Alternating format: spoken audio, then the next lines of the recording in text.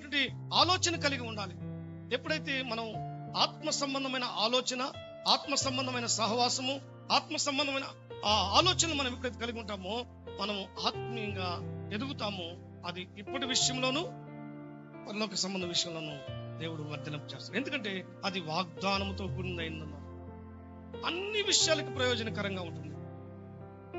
నీ సాధన ఆత్మ సంబంధమైన సాధనగా ఉండాలి. భూ సంబంధమైనగా వద్దని ఇక్కడ చెప్పట్లేదు. ఒకవేళ భూ సంబంధంగా చేస్తే భూ సంబంధంగా నీకు ఉపయోగపడుతుంది. కానీ ఆత్మీయంగా నువ్వు సాధన చేస్తే వ్యాపారమందు నువ్వు జీవించుకుంటావు. బైబిల్ మనం ఎక్కడ చూసినా సరే దేవుని కొరకు నిలబడినటువంటి ఆత్మ సంబంధంగా ఆలోచించిన ప్రతి ఒక్కళ్ళు కూడా దేవుడు భూమి మీద వాళ్ళని తక్కువ చేయలేదు. అదేవిధంగా పరలోక రాజ్యంలో వాళ్ళకి తక్కువ కాలేదు. దావీదు విషయం చూసుకున్నాం. దావీదు దేవునికి చాలా హృదయానుసారమైన వాడు.